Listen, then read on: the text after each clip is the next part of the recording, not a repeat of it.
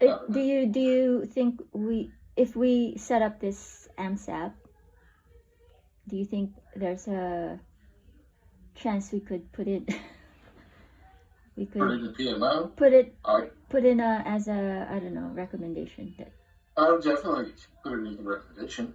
And if I was the decision maker, I'd already have it in place. But I would also already have in place. you need to sell that idea then. We need a technical person on ELT. I think we don't have one. So if we're going to do, I would even call them that. I would change Scott's role to be Chief Operating Officer. I would change Ron's title to Chief Financial Officer, and then I would have a Chief Technical Officer.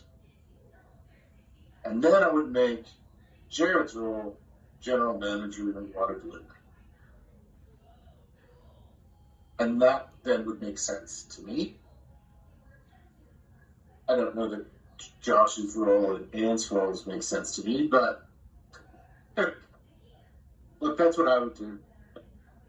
And so then you'd have a governance, like, well, whatever you call it. If you have an executive, I don't know what that role might be. Nathan's role. I call it corporate services. I don't know if that's a chief role. You just have chief officer, corporate services, whatever. Because then you have the governance piece, you have technical piece, operations piece, and finance piece. That makes a lot of sense to me all the time. Yeah, GM's underneath it. And then under the governance piece, corporate services piece, corporate asset management makes sense to me. So does the PMO.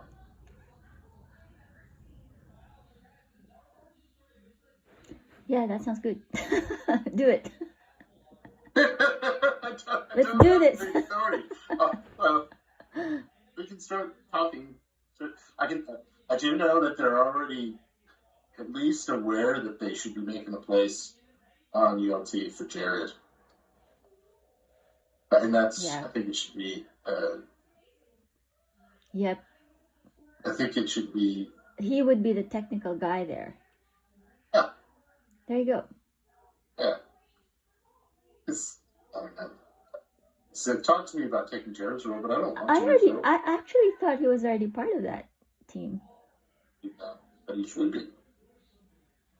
But this is why it's all weird. You've got Jared and Ant and Josh in these heads of roles, and they're just weird roles to me. They're really weird.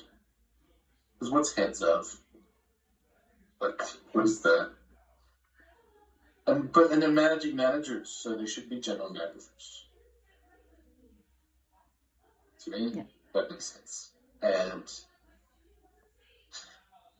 in this business, it makes sense to me that the CEO's separate operations, because he's got these external threats. Like, he's got a full-time job managing the board and the government. And that's where I was confused for quite some time. Probably the first year I was here, I was confused on why there were so many people under Scott. And now it makes sense to me. It's because the CEO is not in for facing role in this business organization. It's a managing external threats. Yep. And I don't think I've ever worked in an organization that had quite so many external threats before. So now that makes sense to me. CEO is managing external threats. Scott's the chief operating officer. Then we just got to tidy these other things up. Mm-hmm. No, and maybe the PMO sits under the chief technical officer.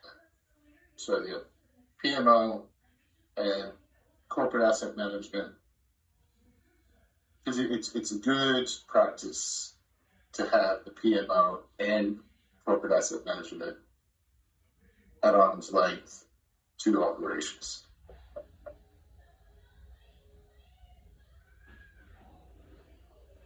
Mm-hmm. And I don't know if you're going that far, you might even have a chat with him routine or a project to the routine, and that's his job.